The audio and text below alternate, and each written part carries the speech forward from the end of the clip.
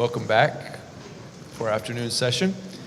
This is going to take the form of a panel, and what we're going to do is several PhD professors are going to offer some brief remarks on Dr. Ward's talk. These remarks could be exploratory, critical, extensive, whatever direction is decided on.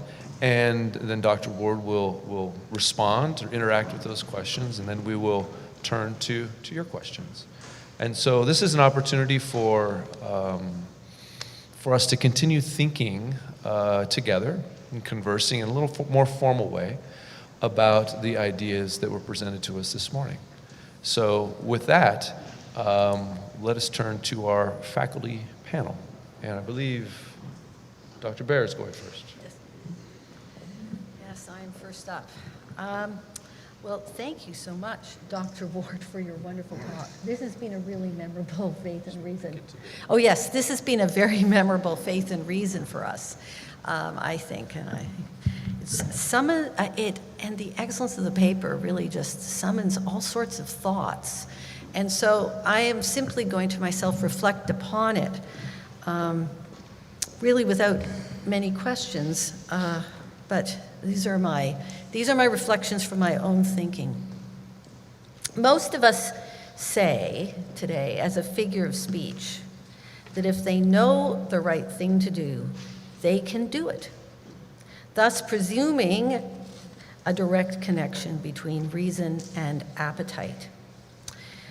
This is, as Lewis points out, wrong, and wrong in an important way, but it persists because the dominant intellectual philosophy about man present in our culture constantly reinforces it.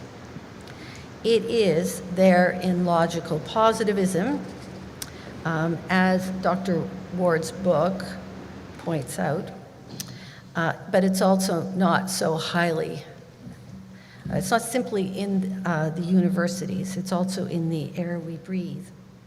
We absorb categories of thinking, we absorb words, and if the people use those words and categories are unaware, it is that they are adopting a version of reality, which describes reality in a non-Christian manner, subtly undermining it. And yet, this view of reality affects their view of man and nature and man, and this is the target of Lewis's critique in the Abolition. Narrowing his focus, he identifies that what is missing in this view of the human psyche is what Plato called the spirit and others have called the chest. As you so illustrated clearly, the chest is the seat of the sentiments. It's the place where we are trained to be virtuous, sometimes called will. Lewis quotes Richard Hooker in the 16th century, who said, "Reason is the director of man's will, discovering in action what is good." Will is also sometimes called love. So the chest is a seat of right loving. In medieval philosophy, Dante said, "Bethink thee then how love must be the seed in you, not only of each virtuous action, but also of each punishable deed." Love and will and conscience all depend upon the chest. Underneath is the belly, which are irrational appetites, which can never receive reason directly, as Aristotle said in the Ethics. Appetite is made rational through the mediation of the chest, which does hear reason. So the chest is said to hear, and hear reason, thus shape and direct loves, and thus it's responsible for what we love, good or bad. So what happened to the idea of the chest? That morality requires the work of habit, and that moral rules are powerless without the chest. Well, in the 18th century, morality came to be described as a struggle or a war between reason and passion. There was a kind of a bipolar soul. Man either was to subdue his passion, it was said, Or for Hume, as one sees in the quotation from MacIntyre in this paper, morality was simply going to be founded on the passions, reason the slave of passions, the slave of the belly, became the radical view of modernity. So today, the words just sentiment or rational sentiment seem to have no meaning. They seem to be words just floating on air. How can something ephemeral like a feeling or a preference for a piece of art or a piece of music have any relation to truth? Beauty is in the eyes of the beholder, people say. No work of art is objectively better than another, but Lewis forces one to recognize that this is not true. It is alien to our experience of the world, both historically and theologically. So how do we obtain just sentiments? Lewis went back in time to explain, because we have to go back in time. Plato had said, "The little human must be taught what is pleasant, likable, disgusting, and hateful." In the Republic, the well-nurtured youth is one who would see most clearly whatever was amiss in the ill-made work of man or the ill-grown works of nature. And all this before the age of reason. Hence, reason depends upon the chest. And thus, the chest begins to grow in childhood, hence the importance of children's literature. What Lewis refers to as the abolition of man, thus, has something to do with the way we now view education and the way also we view this bipolarity in the soul. And I mean, I just pulled out Freud as an example. So many people think like Freud without realizing it. The people think that human beings are, if you follow Freud, human beings really are fundamentally irrational creatures with an overlay of reason, which only succeeds occasionally. But also, I can see it reflected in the education system. We seem to have an education system which thinks that education of character is only education in the right ideology, putting the right ideas in the head. But as you may notice in our society today, ideologies have to be forced upon children. So now, without the mediation of a chest, without any education and charity, you've just got the reason and the passions in this continual war. Education now looks like a kind of force. The chest removed, the person struggles, as Dr. Ward points out thus, between an angelic reason and a subrational appetite, and only, I would say, it seems force keeps them together. Force keeps them together by each person treating himself as raw materials and others as raw materials. I wonder what people, and on page 84, Lewis, going to the abolition, Lewis makes this point about how we are all treating ourselves as raw materials. And his example is the dissecting room. And he says, when you walk into the dissecting room for the first time, and people who become doctors all do, what is painful and shocking initially needs to be overcome. So we treat the dissecting room as necessary to reason, but I am sure that in the normal person, as they used to say, the gorge rises up, as Hamlet said upon viewing the skull of his old friend Yorick. You see, that's natural to us, but we have to somehow suppress it. The idea that in postmodernity we see ourselves as raw material has been echoed in other thinkers. But Lewis has identified that we see it result in an attitude of force toward nature and our fellow men. Hence his description of the conditioners in the place of leaders. Think about the word conditioning in opposition to leading. The one controls, the other directs reason. And Lewis also points out in Abolition, in the modern world we use our technologies to do that conditioning. Thus, we see the effect of theories in education. If we simply think education is for improving someone's technical knowledge or skill, then the liberal arts The classic locus for teaching morality are considered a waste of time, a matter for dilettantes. But liberal arts build the chest. They are central to humanity. Without the chest, technical and administrative agendas are advanced without wise judgment. It is enough for the contemporary conditioner to say, if it can be done, it ought to be done. Well, where do they find the ought? Appetites are no guide. How do you make public arguments about ethical limits in some area of biochemistry, or I'll name the area, that some research should not be done? The should and the ought are unanswered. If the answer is, if we can do it, we should do it, and we will deal with the consequences and moral questions later, they have relegated the ethical question to somebody else and denied their humanity. But what if everyone keeps passing the ball? The responsibility for such decisions in a society of men without chests, well, that is Lewis's final picture of where we're going.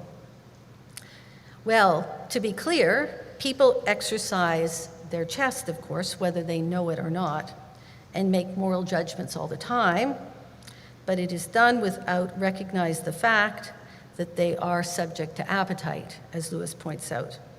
And to deny a relationship between what ought and what is presumes also, fundamentally underlying it, a non-Christian metaphysics. It is to deny meaning that can be seen and read in the order of things. And I thought that is the point about death at the end of your paper and how important facing death was to Lewis.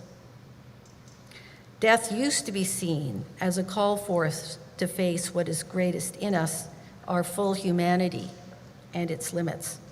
But instead, we now, avoiding the oughts, use technologies to try to overcome it. Transhumanism, you know, the whole movement. Well, there used to be another view of transhumanism within the Christian tradition, which people used to learn. Not technological transhumanism, but what Dante, who, by the way, coined this word, trasumamar, he coined this word in Italian, which signifies, he said, man soaring beyond man, something that words will not do, but for whom the grace of God suffices. It's in the Paradiso. Well, people today want chests, I think, and I'm hoping that Lewis's work will continue to be beloved and even grow in influence because it seems to point the way. Well, thank you. Thank you, Dr. Baer. Next is, which one are we going next? Yeah. Dr. Grell? Yes.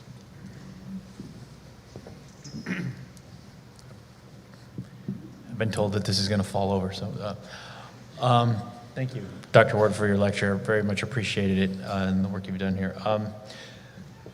Also, I mean, as Dr. Mitchell said, these responses usually take the form of critique or extension. I don't have much in the way of critique, so I will probably extend, and I also apologize for what's probably a lack of questions for you to respond to in this, although in lieu of that, maybe I'll say I'm curious about the genesis of the title of the book, After Humanity, and what gave rise to that. But anyway, near the open of his lecture, Dr. Ward quotes the philosopher John Gray's citation of Lewis's abolition as prophetic. Presumably, Gray is drawing attention to the way that Lewis's warnings about the abolition of humanity, entailed in the modernist project of subjectivism and doing away with objective value, have in many quarters in the West come to pass. A somewhat sobering fact reinforced by Gray's statement that the work is as relevant now as it was then, and a fact perhaps glanced at even in, as I mentioned, the title of Dr. Ward's book, After Humanity. And it is also a phenomenon detailed at length in Carl Trueman's work, In a Different Way, The Rise and Triumph of the Modern Self, which details the 21st century ideal of a self-made man, or woman as the case may be, that is radically the product of something that is usually an emotional and self-conscious choice. One might say that the modern self that Trueman describes is a self that is all belly, if we were to use Lewis's terms. What I'd like to draw attention to in the few minutes I have, though, are some of the implications of the lecture in terms of what we ought to do in response to Lewis's prophecy, for a prophecy always demands a response. On page 4 of the lecture, Dr. Ward quotes from a 1953 letter of Lewis where he says that part of the work of presumably Christians is not only to spread the gospel, but to prepare the way for it. That this is one of the things that the Tao does, or it lays the groundwork. For instance, that illustration going straight from Confucius to Romans. The abolition seeks to do this by arguing for the veracity and indeed the reality of the Tao or the natural law. In support of this argument, as Dr. Ward amply notes, Lewis does not go to the Bible or Christian doctrine per se, but to what we might call by the summative term the tradition, that which is learned from our forebears and passed down to our children, students, etc. It is notable that much of the tradition is passed down through myth, story, and narrative. The Roman poet Horace, who's also been evoked today, notes the maintenance of the specifically moral tradition in his epistle to Augustus, where he writes the following: "The poet forms the young child's stammering mouth and turns his ear at the timely hour from obscene discourse. Next, he also shapes the heart." And I would note there, in fact, it struck me as I was reading it again this morning, the reference to the chest. I mean, the heart is in the chest, and Horace says that the poet shapes the heart. With friendly precepts, castigating harshness, resentment, and wrath. He tells of deeds honorably done, instructs rising generations by examples of famous men, and consoles the sick and the helpless. Horace is not alone in citing the poetic tradition's formative role. Percy Shelley somewhat famously referred to poets as, quote, the unacknowledged legislators of the world. Northrop Frye, somewhat more humbly and academically, defines myths as narratives that have the power to shape culture. At this point, and I do want to earnestly point out that I regardless of what it may seem like, I'm not using the opportunity of Dr. Ward's lecture as a self-serving plug for the LIT program, though I do think that in a general sense, the maintenance of an attention to literature in the Western canon is vitally important, and I dare say Jack Lewis would agree. But I will suggest that the impetus to maintain the tradition that houses the Tao across all disciplines is one of the key implications of Lewis's book and of Dr. Ward's lecture, i.e. preparing the ground, if you will. If Mark Knoll, Christian theologian, I guess, and scholar, who near the end of the last century wrote a wake-up call entitled "The Scandal of the Evangelical Mind" is correct, then the evangelical church abdicated this role of tending the tradition largely in the 20th century by retreating into an overly thin Christianity focused on fundamentalism and eschatology, and there I'm using thin in that sort of thin, thick religion sense that Lewis uses it. A retreat that was exactly what was not needed in light of Lewis's prophecy. It may be argued that the Christian classical movement of the last few decades has done significant reparation on that front, and I think that that is indeed the good faith goal of the, as Dr. Baer was just saying, the liberal arts and its application to our core curriculum at this fine institution. But I wonder if even that movement has not fallen victim to a sort of conditioner stance insofar as the tradition is approached as something to be mastered. And here I have in mind the stance towards scientific knowledge taken by both the magician and the scientist in the last pages of The Abolition, which for those of you who haven't read it, Lewis notes that the magician and the magician and the scientist both came to prominence in the Renaissance, and what they both had in common was the desire for power over nature, to use it, to employ it, to bring it into continue my sentence, right, wherein both seek to have utilizable power over the raw material of nature, including men, by the way. I would suggest that our cultivation of the tradition needs to be carried out by a humble process of entering in ourselves and initiating our children and students, our fellow men and women, guided by our living head, that is to say, in light of the incarnate Word. At the same time, the tradition itself cannot become an idol, taking the place of the head. The tradition, which is the organic vehicle of the Tao, is neither something exactly to be mastered, nor to be mastered by, but rather something which forms us even as we give it shape in our own understanding. And an anecdote related to Lewis, I think, that illustrates this to me is it's a conversation that it's probably been recorded in many places. I ran across it in the Zalewski's biography of the Inklings as a whole. And it's a conversation which I probably should have quoted but didn't get to it, so I'm going to have to paraphrase and probably butcher it, but a conversation that took place between Lewis and Tolkien, where Lewis said to Tolkien, Tollers, as he called him, there's not enough of the stuff we like nowadays in literature, and we're going to have to produce it ourselves. And this, in many ways, inaugurated the fictional project of the Inklings, right? That what would become the space trilogy, the Chronicles of Narnia, and of course, the Lord of the Rings, which they saw as consciously sort of rehabilitating what was lacking in the 20th century tradition. And so when I say that, give it shape in our own understanding, I mean, I do think there's a sense in which it's incumbent upon us not only to cultivate the tradition, but to extend it, contribute to it, and so forth as we are able. It is something to be participated, the tradition is. And if I can, there's a sonnet that Dr. Ward quotes by Lewis scholar Malcolm, is it Geit? Yeah, Malcolm Geit, that's at the end of this, which I think is lovely. It says, imagine, a found sonnet from The Abolition of Man by C.S. Lewis by Malcolm Geit. And he says there, imagine a new natural philosophy. I hardly know what I'm asking for. That second line I felt deeply when trying to think of what should we do in response to the prophecy. I hardly know what I'm asking for. Far off echoes that primeval sense with blood and sap, man's prehistoric piety, continually conscious, continually, ellipsis, alive, and growing like a tree, and trees as dryads or as beautiful, the bleeding trees in Virgil and in Spenser, the tree of knowledge and the tree of life growing together, that great ritual pattern of nature, beauties branching out, the cosmic order, ceremonial, regenerate science, seeing from within. To participate is to be truly human. I'm not sure entirely what this participation looks like in all vocations. Again, as Geit says, I hardly know what I'm asking for, but it seems fairly clear that it is rooted in a conscious participation of human being as human being. That is to say, an expansion of the chest.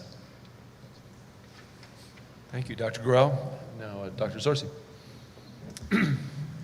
It's been a real privilege to have you here, Dr. Ward. Especially because I'm always gratified to learn that my opinions about things are correct. In this case, I was able to learn that in the Chronicles of Narnia, while The Lion is the best book, the most enjoyable is indeed Dawn Treader, and the very worst is Prince Caspian.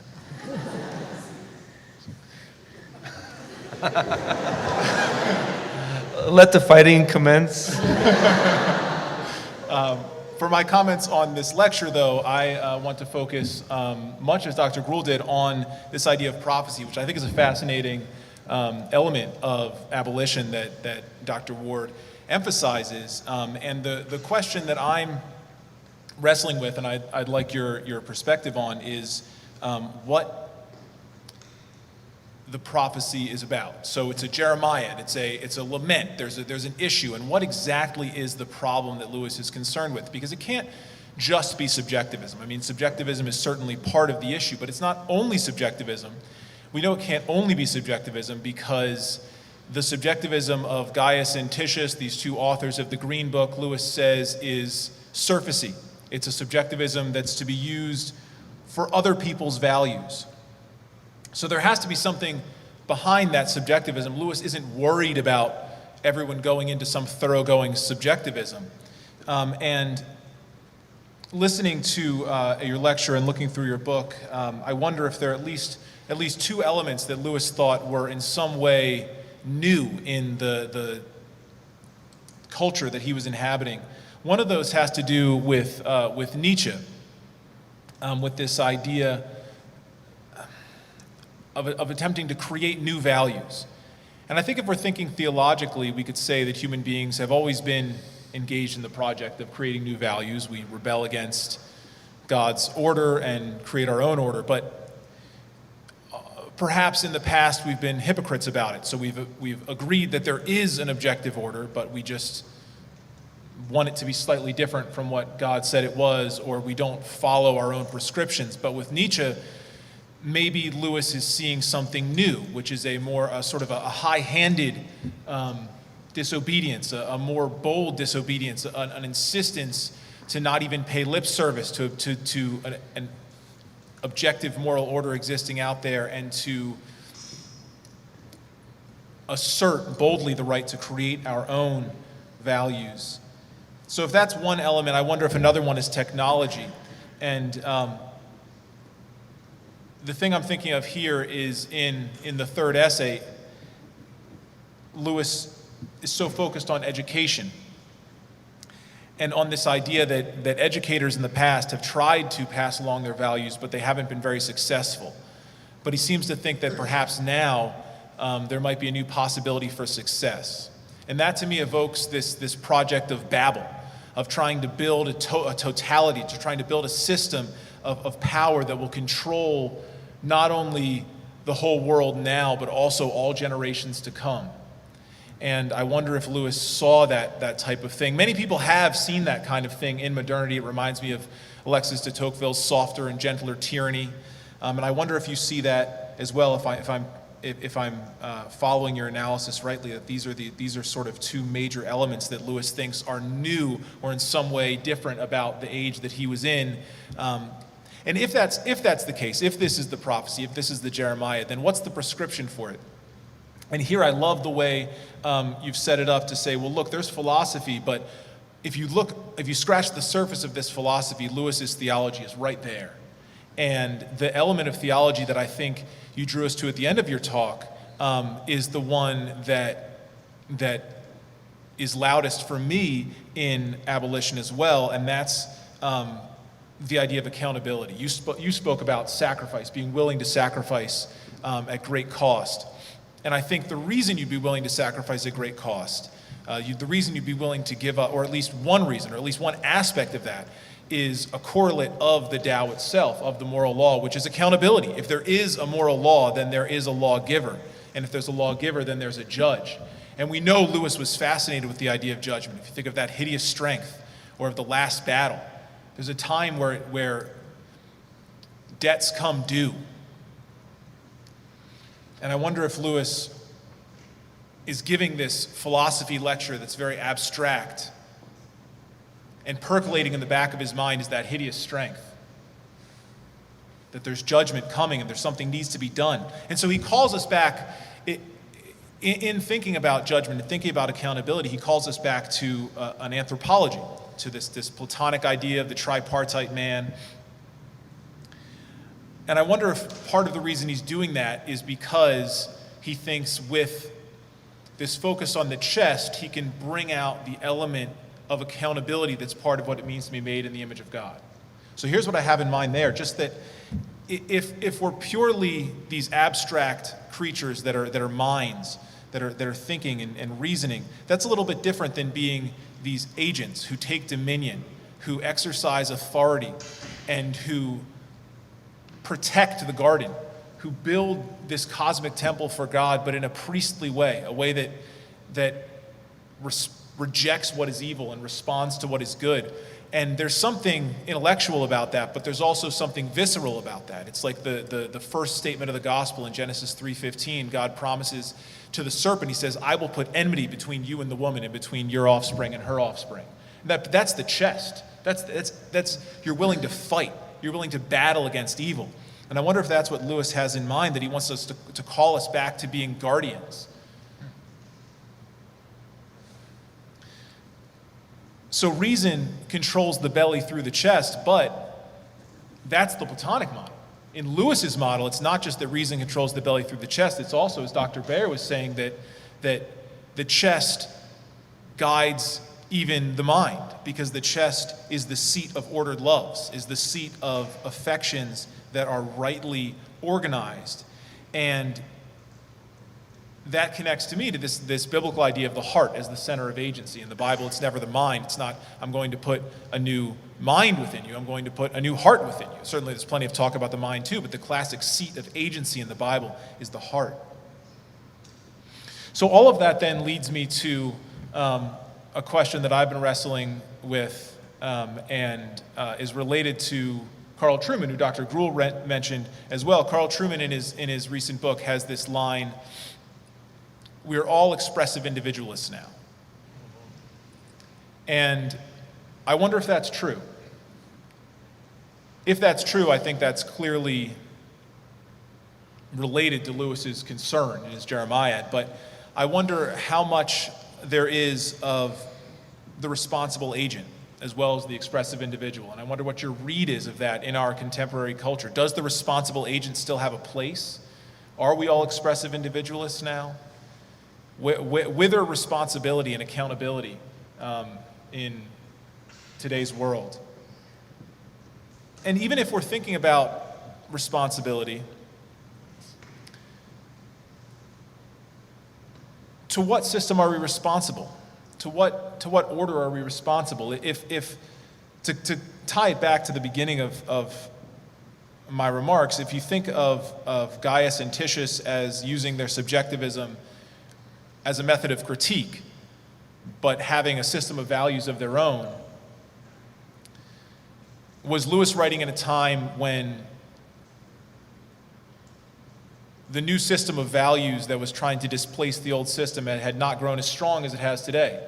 And so now maybe we're in a slightly different cultural moment where there's a much stronger system of values that has displaced a different system of values. And so maybe the subjectivism that's used on other people's values has become less important and less of a concern, because now if you want to critique the tradition that Lewis so loved and cherished, you can do it from the perspective of new morals that have been created. Maybe the Nietzschean project has been successful in some way.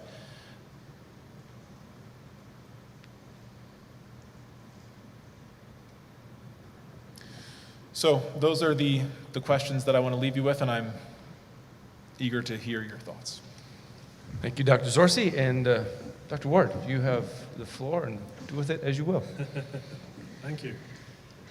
Well, there's a lot to respond to there, and I'll just try to take one remark from each of those contributions and say a few sentences that hopefully explicate some of Lewis's thoughts on these matters.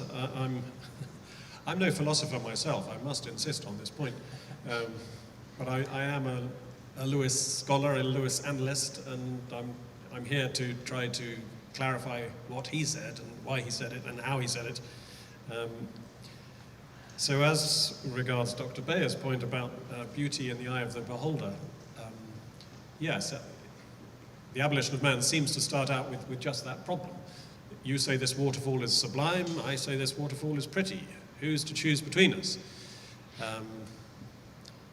And I think Lewis would admit a little bit of truth to that question. That is to say, we do perceive reality as subjects. We use language with a set of meanings which are peculiar to our tongue and indeed our dialect and indeed to ourselves as individuals. We can't jump off our shadows completely. However, the whole point of his contention with Gaius and Titius about the waterfall is that there's no point even in discussing whether it's correctly described as beautiful or sublime or pretty, if there's no waterfall that you and I are both looking at, if there's no independent reality which we're both observing. If it's entirely a projection of our own value system, our own private value system, then we are lost in solipsism. And indeed, Lewis says somewhere that he became a theist and indeed a Christian via idealism as an escape from solipsism. I think that he thought that solipsism was the only sort of credible and consistent alternative, or a credible and consistent option if subjectivism was true. Though, of course, the very word "true" itself is eviscerated of almost all meaning if subjectivism is true. But I think he thought that solipsism was a genuine problem. And he talks somewhere about how his mental health is hanging by a thread in a letter to Arthur Greaves.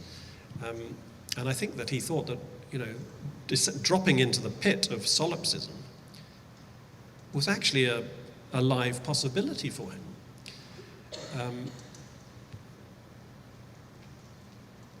which makes me jump ahead to some other remarks I might make in response to another question, which is that though living in a radically and consistently subjectivist fashion is extremely hard to do, because we always make exceptions for our own preferred values and think that they're objective, even if everything else is subjective. But those who do live in a radically subjectivist and consistently subjectivist fashion tend to be people that you find either in prisons or in lunatic asylums, which is an indication of the correctness of Lewis's assertion that objective value is a defining part of our humanity. If we want to remain part of the human community, if we don't want to go to prison or the lunatic asylum, then we have to retain a belief in objective value. So all of that is to say that language about waterfalls can be nearer to or further away from the reality of the waterfall in question. I mean, I don't think anybody here would deny that some waterfalls are sublime and some waterfalls are merely pretty. It depends on the size, on the scale, on the geographical context, on the light. All sorts of aspects would lead us to say that waterfall is pretty and that's sublime. And it's only because of the inherent intrinsic qualities in each that we decide that this label is more correct in this instance and that label is more correct in that instance. And we can have a genuine debate about the precise boundary between sublime and pretty, and we don't need necessarily to come to precisely the same viewpoint. This is part of how the life of the mind operates through lively debate and different perspectives. But these different perspectives only matter if there is a genuine truth that we're both advancing toward with hopefully help from each other. So those are some rather random thoughts about beauty in the eye of the beholder from Dr. Bayer. Let me answer Dr. Gruel's question about why I called my book After Humanity. And there are three reasons. One is that Lewis's book is The Abolition of Man. He's gesturing towards a post-human future. So After Humanity picks up on that aspect of his argument.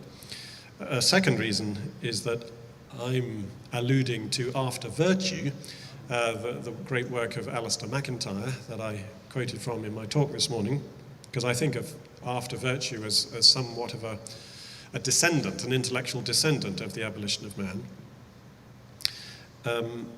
And the third reason is that the word after can also be used in the sense of seeking after humanity.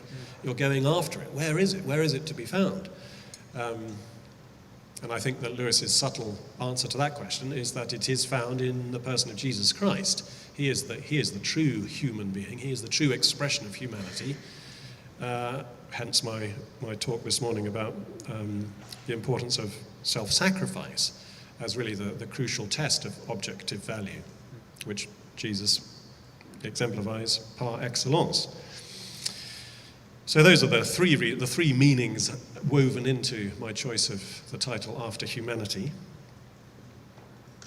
Now to Dr. Zorzi's question about Nietzsche. And yes, I think that the third lecture of The Abolition of Man is very much Lewis's attempt to think himself into the logic of a Nietzschean denial of value in a new way, in a really radical and consistent way. Indeed, that's how he sets up the third chapter. There are those who will deny value altogether. Let us see in the third chapter where that will take us. And then he conducts really a kind of thought experiment in that third chapter, following the chain of logic to its absolute ruddy end, as he liked to say. I could never resist a chain of absurd logic, he says in a letter to Arthur Greaves. And I think that's what he's doing in this third book. Try to live consistently as a Nietzschean, and you'll find that rather than leading to the Superman, it will lead to the unman. Think of Weston, the unman in Paralandra, as an example of someone who comes to just that fate.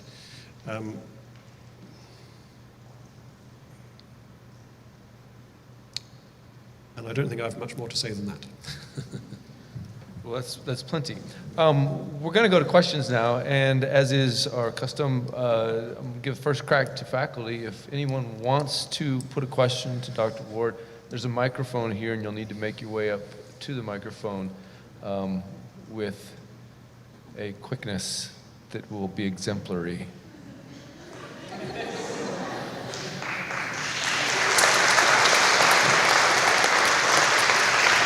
They're clapping because they've never seen you sprint. Yeah, you're going to pay for that someday.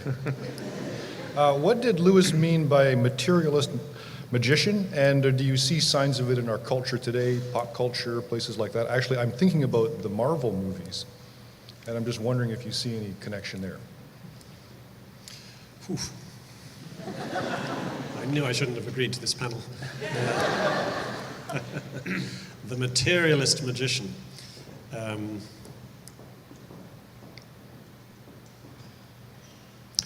Well, it's interesting how much of a relationship Lewis sees between magic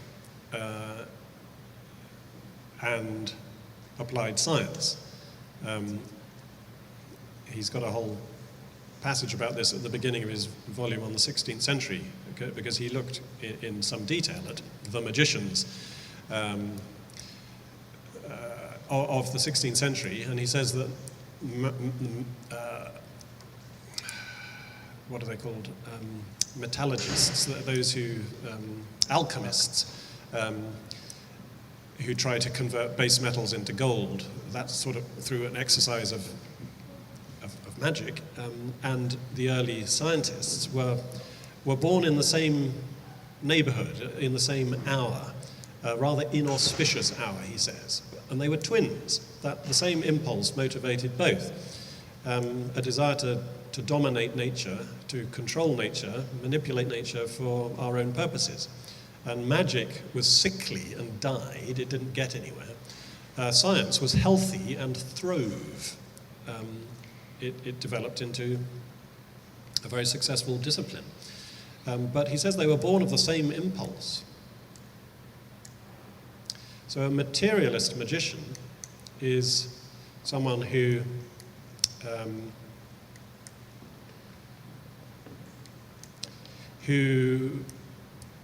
retains the magician's desire to dominate nature by means of modern reductive, naturalistic, empirical science. Whereas good scientists, and Lewis has great respect for the scientific enterprise when it's conducted nobly and properly and within the constraints of the Tao. Those are different from materialist magicians. They are, they might be materialists, but if they are still within the Tao, they are not magicians in that negative sense.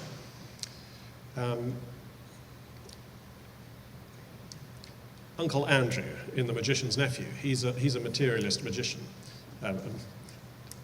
very obviously so, given the title of the book. So he's developed a system of scientific experimentation which unusually works. But he regards himself as completely free of all rules. And so he exploits the guinea pigs, he exploits Polly and Diggory for his own ends. So in other words, he's a scientist with a magician's impulse. And I think that's what Lewis means by a materialist magician. And I should state that any kind of jumping in with from the panelists is encouraged. So if you have and you want to contribute to the comments and so on, do. So, Dr. Hake. Dr. Ward, I'm curious, I can't claim this question came from me, but having studied Lewis for several decades, how has that grown you or deepened your own walk with God? Or yeah. Thank you very much. Yes, studying C.S. Lewis so long and so extensively as I have has been of great immense, incalculable value to me and my own walk with God, I think. The thing I would put my finger on more than anything else, I suspect, is Lewis's distinction between contemplation and enjoyment, between looking at and looking along. You might know the essay Meditation in a Tool Shed. I alluded to it a little bit last night.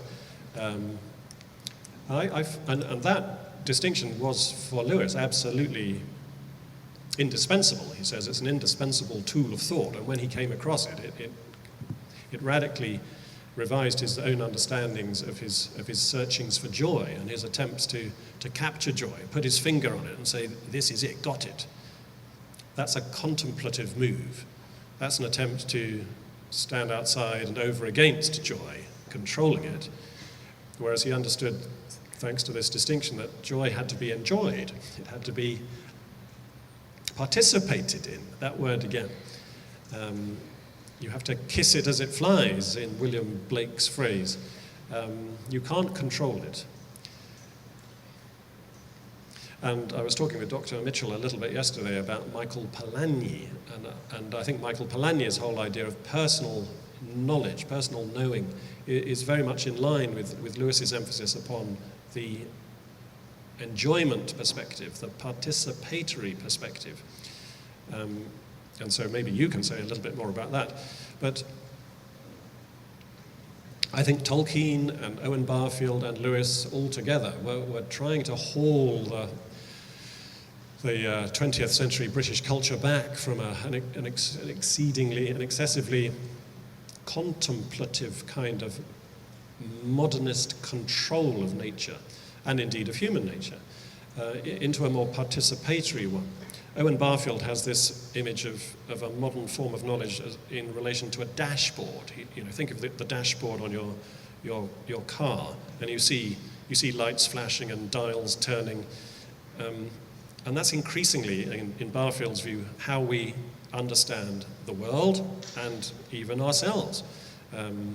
We can cut ourselves up. We can give ourselves drugs to make ourselves do the thing that the machine must be made to do, whereas the older tradition of wisdom recognized that we already stand within a system of power, and we don't exert it over nature and over ourselves. We are rather participants within it. We are carried along inside it if we understand ourselves properly.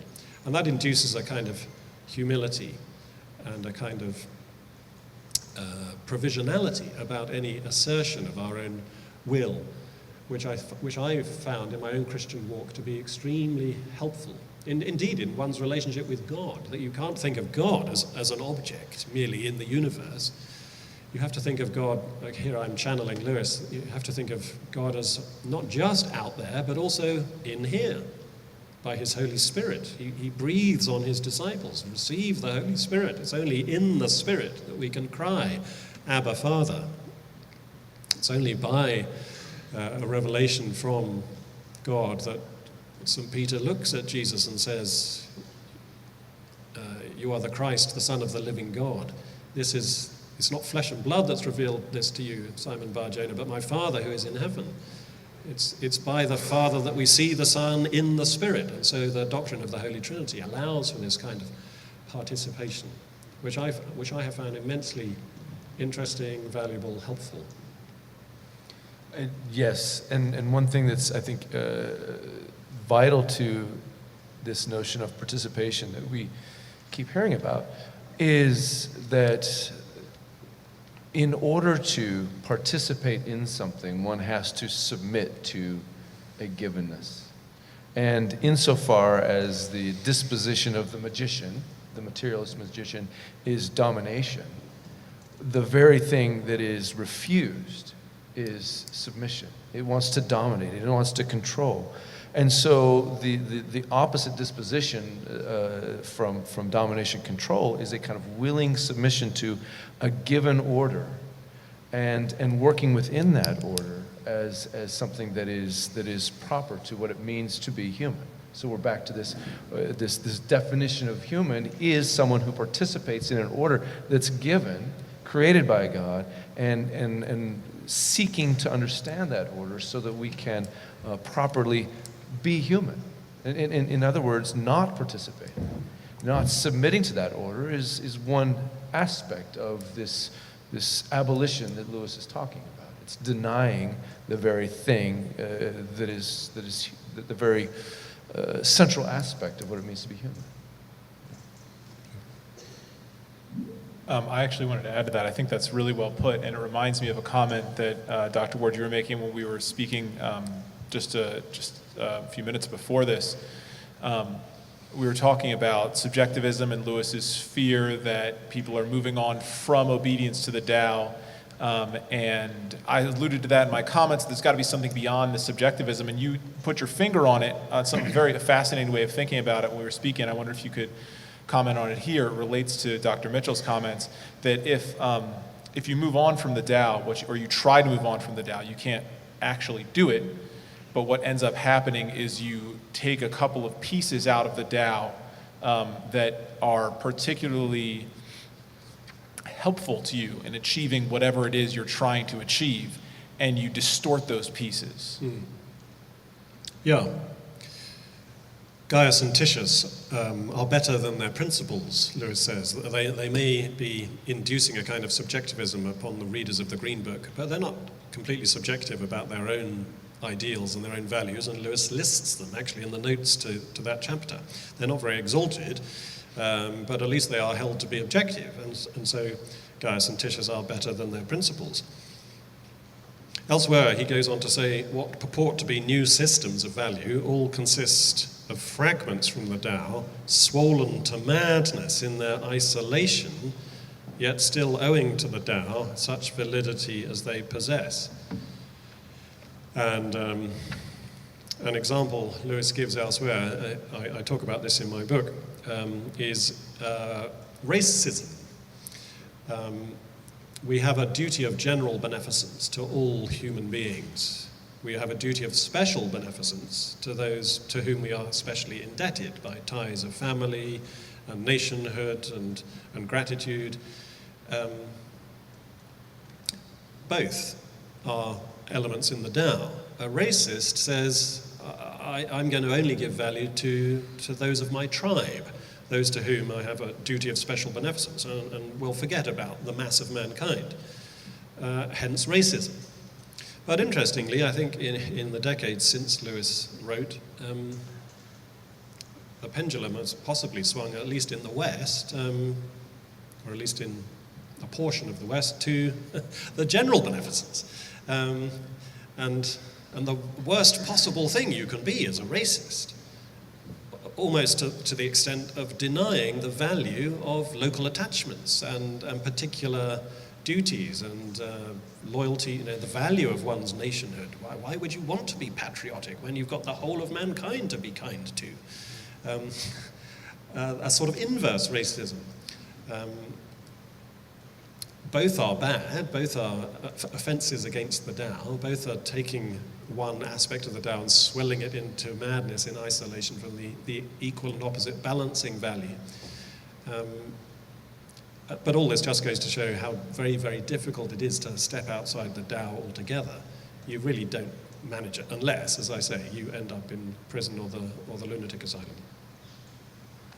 There's a question that relates to that from a group, and it says, how would Lewis amend his call to objective value in our cultural moment, which is moralistic, but lacks a philosophical basis for reality, and believes that deconstruction of normative structures leads to human freedom? Maybe a way to think about this, I think, is we're 70 odd years on from these lectures. Would Lewis recalibrate? Is the problem today moral relativism or a kind of excess of moralism distorted? And if that's the case, is there a different angle that he might take in developing his argument?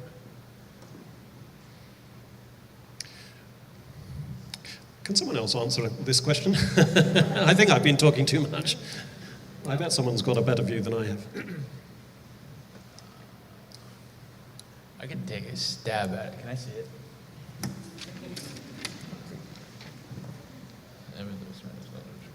Well, I mean, my initial thought as the question was being asked, that Dr. Mitchell was saying, I mean, it does, and when you were mentioning racism, I know when I was reading through I don't remember whether it was in your text or the Abolition, but I was reading through it this last time. I mean, in the margin next to, in my copy, the margin next to where he talks about a portion of the Tao being swollen, I was thinking at least of many of the forms of what's called anti-racism, right, as it's taken in the United States, where it's, I mean, again, I think it's very much rooted in the Tao, but it just becomes this huge, all-encompassing thing and becomes the moral to which everything else must bow. And again, I think to your point, that's to what I read as Lewis's point.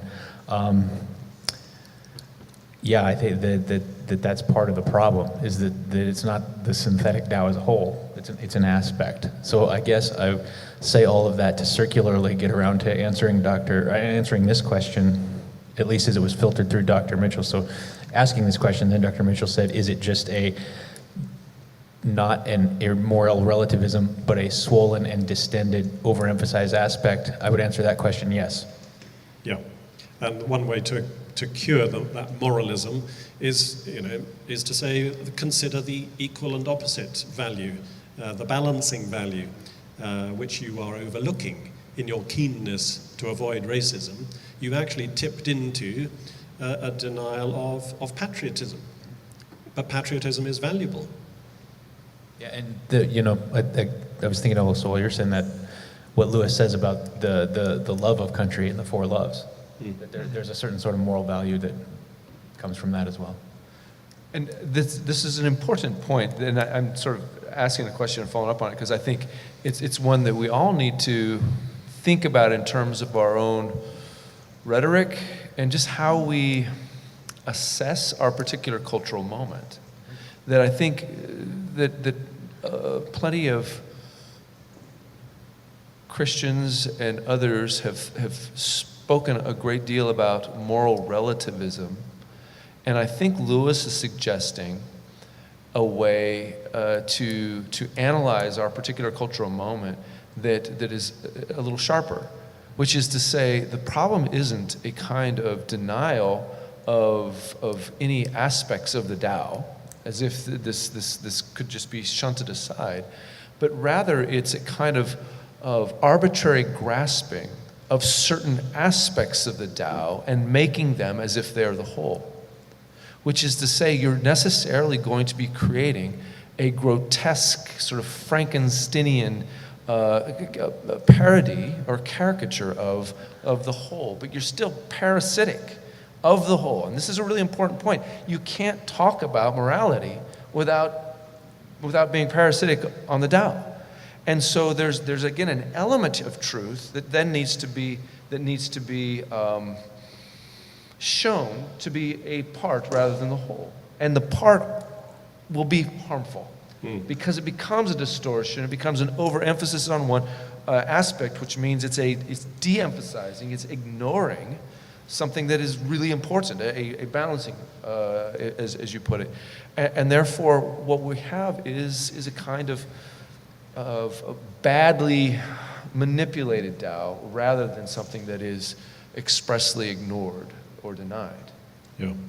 The Tao is a sort of seamless garment, Yeah. and you can't pick and choose. One of my favorite lines from The Abolition of Man is where Lewis says, if the pursuit of scientific knowledge is a real value, then so is conjugal fidelity. I think that's brilliant. Yeah, what good scientist would ever lie about the data and fix the results? You want to be a reliable scientist, don't you? Yeah, and I'm not being cynical here. True scientists believe that. And good, honest science is done in that fashion. But then if you begin cheating on your spouse while you're trying to do your honest science, you're not being consistent, because conjugal fidelity is just as much of value as honest science. And in fact, if you begin to cheat on your spouse, it may eventually have a washback into your scientific, because corruption spreads. And if you're morally compromised over here, it's going to be easier for you to be morally compromised over there. But I think Dr. Baer was going to say something. Oh, No? yes, I was actually, but it was still percolating. Yes, that point is very good, and it was in some ways much better. An example of what I was trying to talk about when I was talking about the is-ought distinction. And that when the person who's the scientist, of course, sees the objective good in what they're doing, and then they, and then they think that this objective good does not apply to the moral life.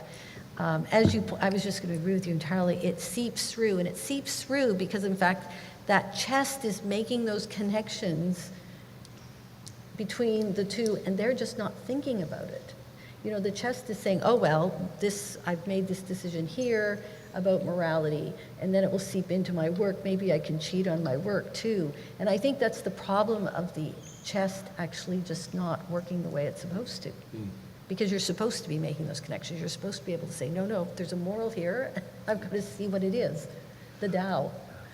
Which suggests something really interesting about a possible subtitle, and that is what we're dealing with here is the integration of man, or versus the disintegration of man. And a disintegrated person is one who is picking and choosing in a kind of arbitrary fashion various aspects of the Tao, but at the end of the day, that is representative of a kind of disintegrated person, which would be a really bad thing to be. Yeah, no, I think this is really good. I think that the idea that when you rebel against the Tao, what you end up doing is taking a few elements of the Tao and causing them to be swollen to the point of madness is brilliant, and I think it's a legitimate advance on, or at least further explication of the basic Augustinian point that we all want peace. We can't, as human beings, we can't avoid wanting peace, but we don't want God's just peace because we want to be in charge, and so we reject the just peace of God and try to enforce our own unjust versions of peace on other people. And so what Lewis can add to that is to say, yes, and the unjust versions of peace are always fragmentary versions of God's eternal law. They're fragmentary versions of the just peace, but we swell things out of shape. And so you could think of the modern obsession with equality, for example. So Abraham Kuyper says that you have in the modern era this contention between the life systems associated with Christianity, which he thinks are Romanism and Calvinism, and then what he calls modernism, he thinks comes out of the French Revolution, and this focus on liberty, equality, and fraternity. He says you take these three, and they're built out of Christianity, but it's bastardized. It's wrong. There's something off about it, and I think that's the kind of thing Lewis is talking about, and I think that helps to show what is really going on underneath the subjectivism. So the subjectivism is to try to say these elements of the Tao are not significant. These are. These over here matter, but those elements of the Tao just ignore. Those don't matter at all. And so I think in his time it was especially obvious to see these criticisms of these other subjective values, of elements of the Tao as subjective, and the more traditional people in his time, including Lewis himself, are seeing that and going, no, these are not subjective. You're totally wrong. This is a big problem. And in our time, now the systems built around these swollen elements abstracted from the Tao have become so strong that that's more visible. The rearguard action of criticism of elements of the Tao as subjective is still there, but it's much harder to ignore just how powerful these swollen versions of elements of the Tao have become. And I would add that it's not just a question of imposing a false peace on others, although that's certainly part of it. The question is also about imposing a false peace, where there is no peace, on oneself. Yeah, that's well put. That you can tyrannize yourself, interestingly, or you can manipulate yourself. You can fail to recognize the integration, the holistic nature of your own self. And I think one of the more interesting and controversial points about the Abolition of Man and its associated fictional work, That Hideous Strength, is a topic which nobody much likes to talk about, even in Christian circles. and that is contraception. I think myself that Lewis very probably got into this whole line of thinking as a result of a change which occurred in the Anglican Church, his own church. Lewis was an Anglican, and in 1930 the church began to revise its teaching on contraception. They opened the door to contraception just a crack. They said it's okay in some very limited circumstances. But previously there had been an absolute prohibition on contraception. And this is in 1930 this happens. And at the end of that decade, we find Lewis writing the Ransom Trilogy and the Abolition of Man. And the Ransom Trilogy is about gender. Masculine Mars, out of the Silent Planet, feminine Venus, Paralandra, and that hideous strength, the third volume, begins with the word matrimony. Mark and Jane Studdock, the protagonists of that third volume, which is very closely keyed to the Abolition of Man, are a very unhappily married couple. Matrimony was ordained for a variety of reasons, the first of which is the procreation of children, according to the Anglican Book of Common Prayer, which Jane Studdock is quoting in that opening paragraph of the novel. But Mark and Jane are practicing contracepted sex. They're not going to have children until it's convenient for them. And I think that's a very, very interesting point, which he picks up in The Abolition of Man, where he talks in the third chapter about contraception. And it's very interesting to me how Christians have basically run with this revised ethic. They now think contraception is fine, under certain very limited circumstances, of course. But naturally, it imposes a false version of oneself on oneself. Because you're saying to yourself, vis-a-vis your partner, I accept every part of myself, I accept every part of yourself, except your fertility. I don't want that. I will control that out of the picture. Which is actually, morally speaking, the same move as any of those other much more monstrous and diabolical things that Lewis talks about in the third chapter of Abolition. But it's one that pretty much everybody, all in Christians included, have accepted. And so when we look at the cultural crisis that we're in now with regard to sexual ethics, what does marriage mean? What does it mean to be a man or a woman? All these things are the outflow, the natural, logical conclusion of a tiny little step that we took back in 1930, which we all thought was fine. Lewis saw where that logic would lead. And I myself think that we as a society, as a Christian community, have a lot of hard thinking to do about contraception. Well, there's an interesting history there that were involving Margaret Sanger, the founder of Planned Parenthood, who intentionally directed her efforts to advance her agenda at ministers' wives. And thought if she could persuade them, she could persuade the ministers. And then so there's a kind of underhanded Machiavellian story here that did transform virtually a great number of church bodies and organizations, and that had up until the early 20th century pretty much agreed. Yeah.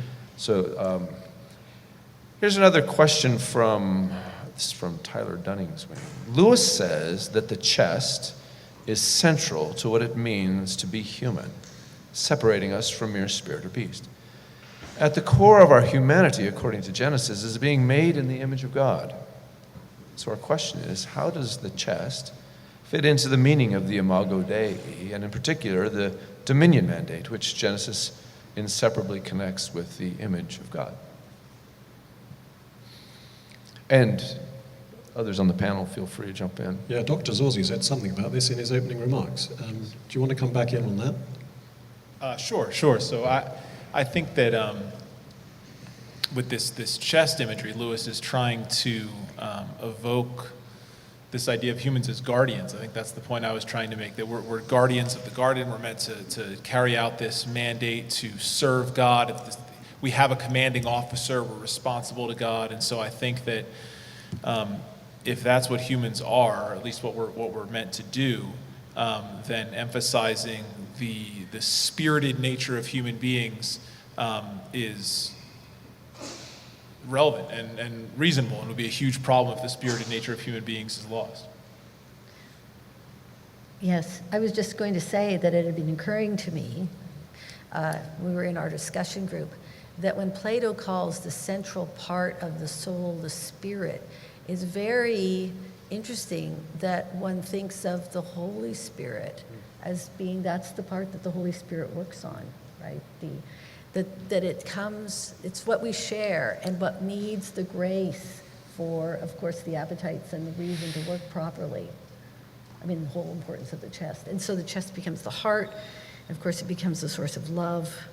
I mean, it's the source of ordo amoris, the rightly ordered love. And then it seems to have the spirit connection too, even in word.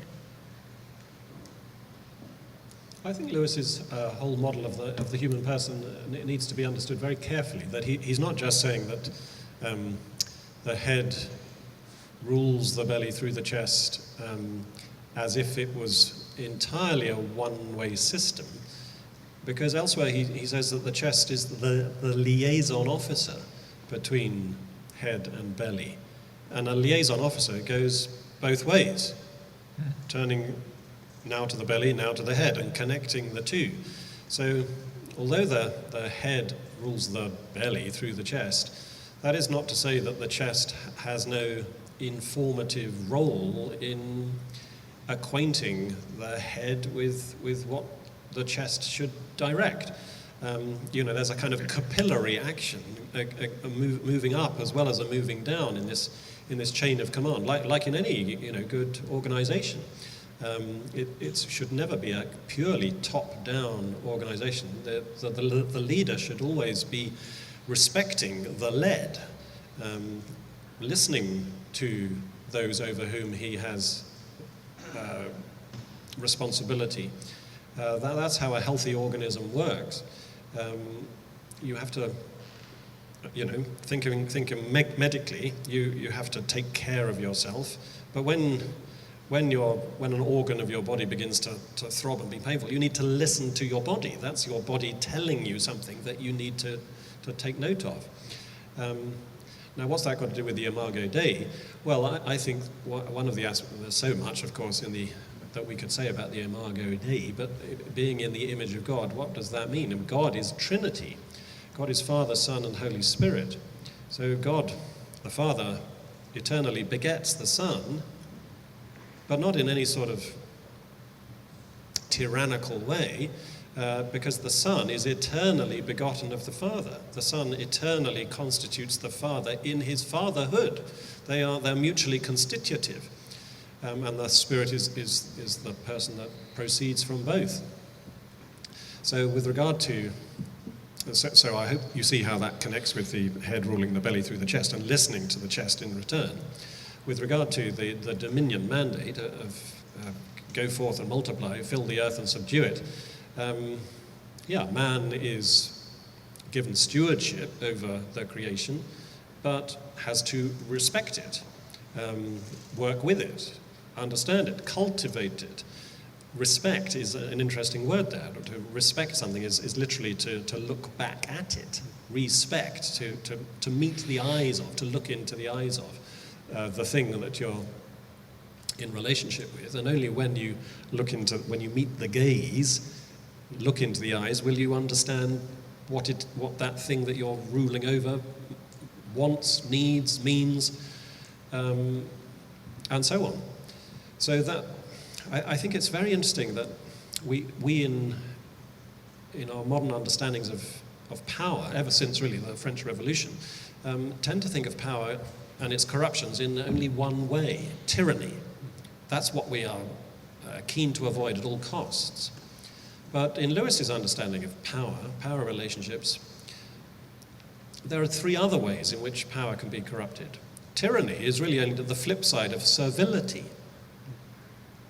A tyrant can only exercise unjust power over people, it may be, because the people over whom he exerts power do not assert themselves appropriately, do not say to the leader, you can't do that, you mustn't do that, that's not right.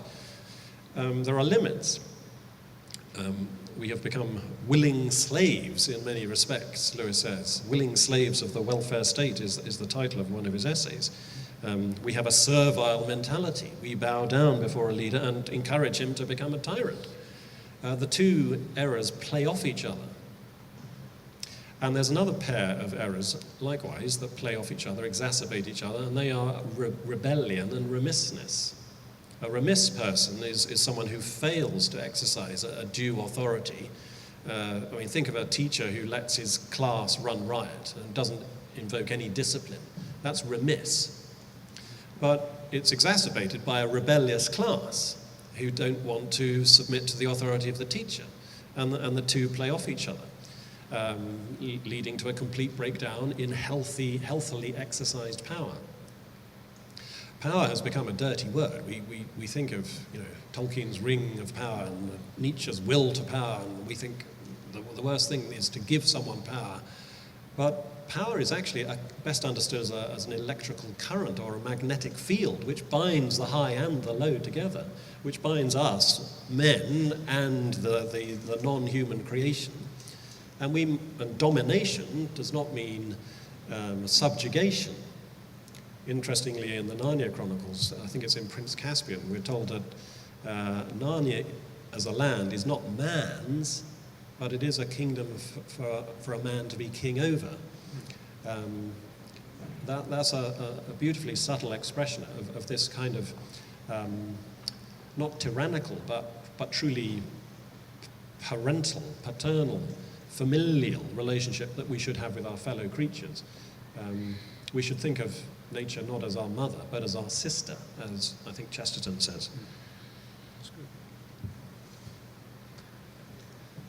Lewis is in some measure an apologist. Would he see value in leading someone from subjective morality to objective morality? That is, from nihilism to Platonism or some such and no further? Or would Lewis consider a conclusion anywhere short of Christianity meaningless?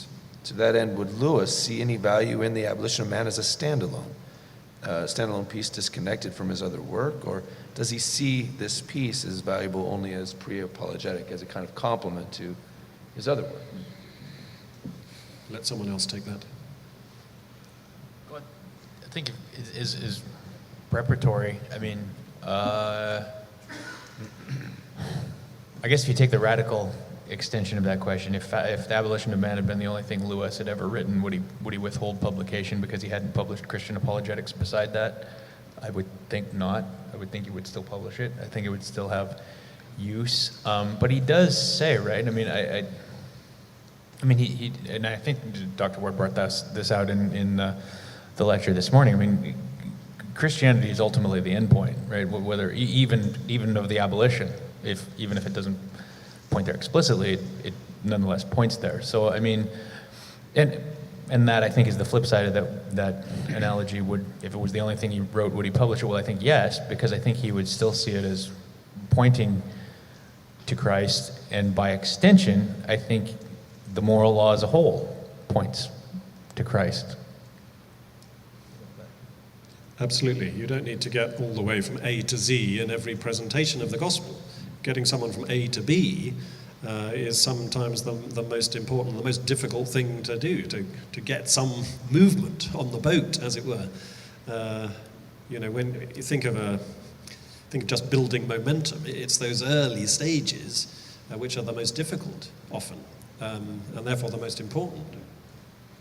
And there may be just a self-serving political rationale here, right? Would you rather live in a society where the vast majority of people believed in and were committed to living according to the Tao?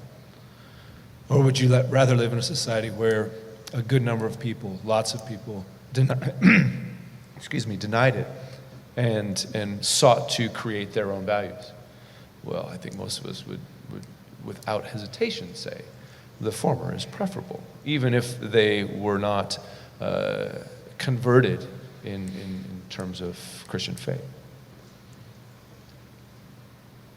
Yes? All right, you agree. Good. These are two questions that are related, and they're sort of practical questions that I think would be helpful. Here's one. In the context of the abolition of man, being a philosophical work with theological implications, how would Lewis practically advise building chests today?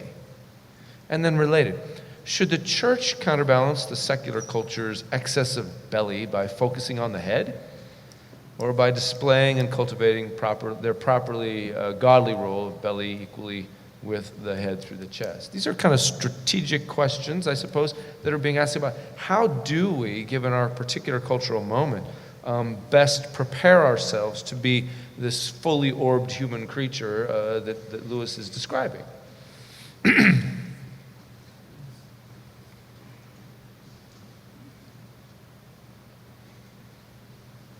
Well, I would first of all just enter a slight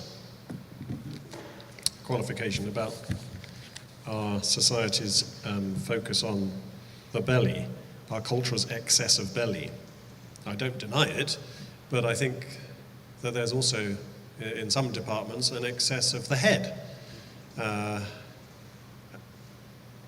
You can offend against the chest in two ways, not just by becoming bestial, but by becoming guilty of angelism, a denial of your true embodied nature. Now, that might be statistically the dissenting opinion.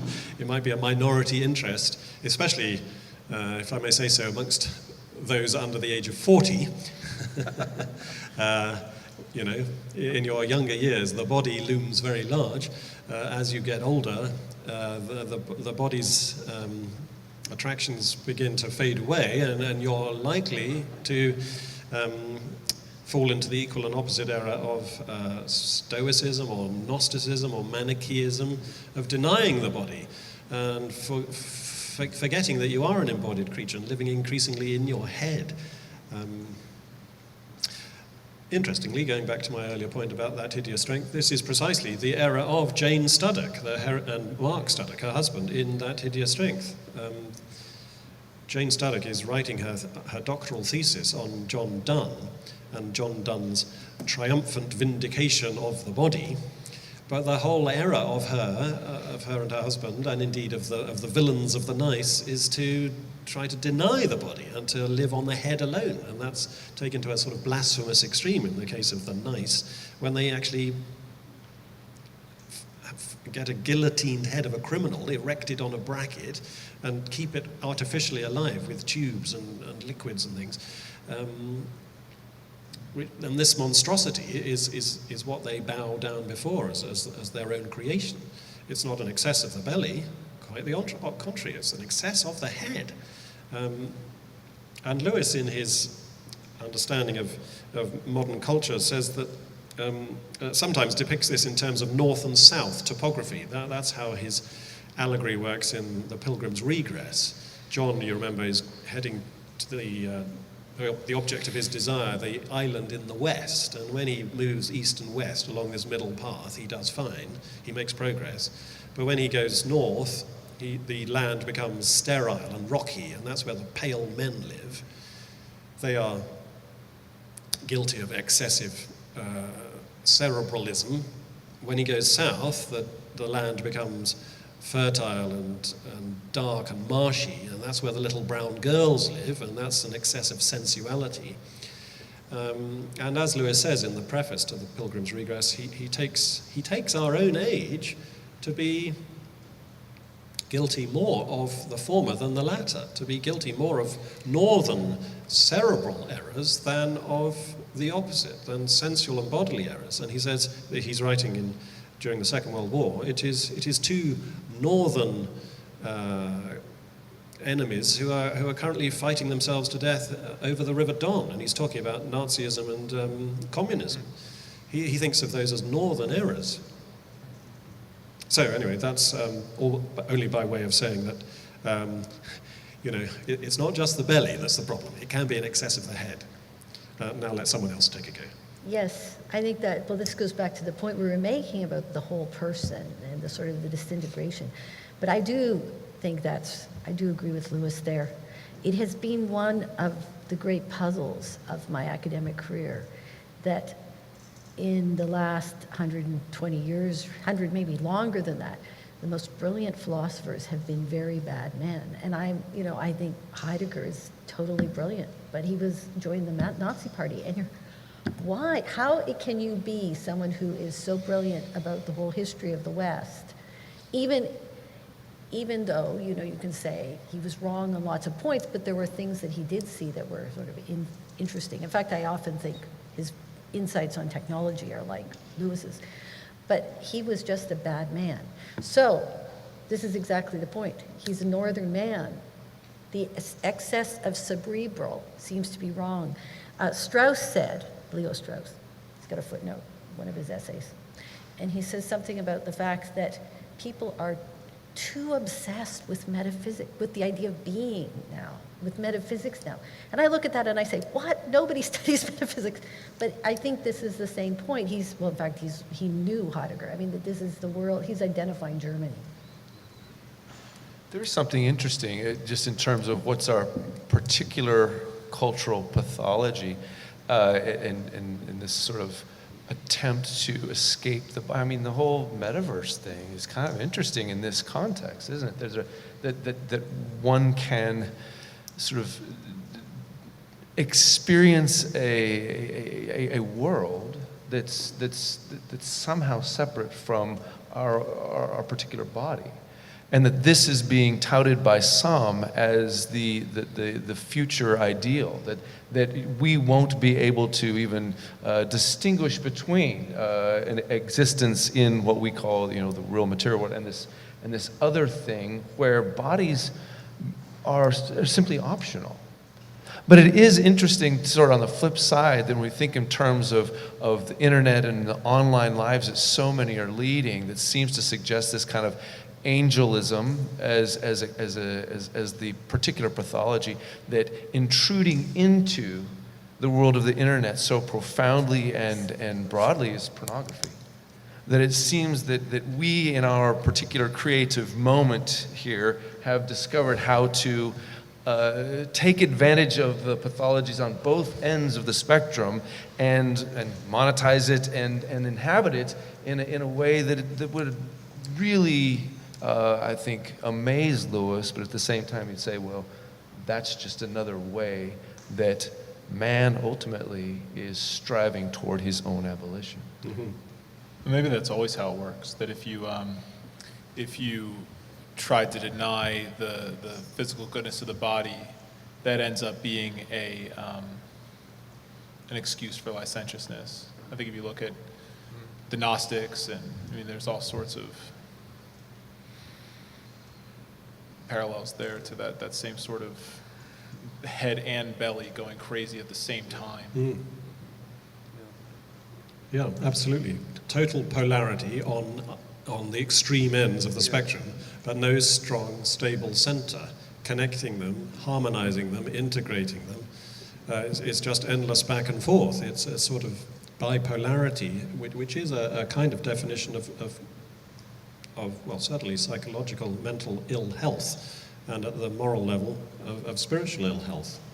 But to come to the other part of the question about how does Lewis recommend that we develop the chest, well, he doesn't give great detail on that, but I think obviously much of the thrust of the Abolition of Man is about the importance of education in the broadest sense, not just school education, but moral education in the family and in the church, especially in early years, the formative period of our lives, when we are so very malleable and so much good can be done to us by those who have authority over us, and likewise so much bad can be inflicted upon us by those who do not have our best interests at heart.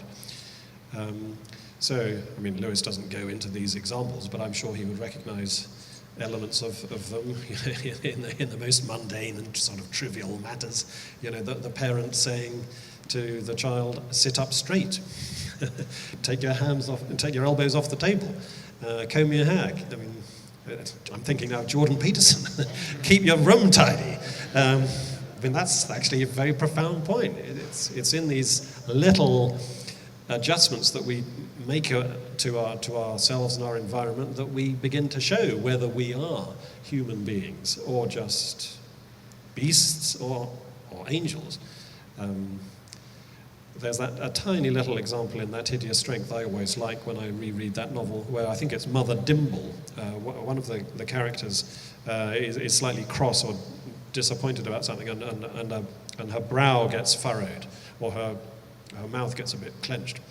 And then we're told, gradually she smoothed it out again.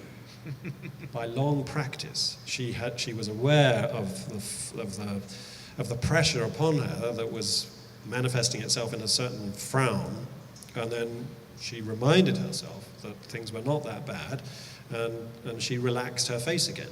And that's an absolutely minuscule example of training of one's chest, though it may not seem like that.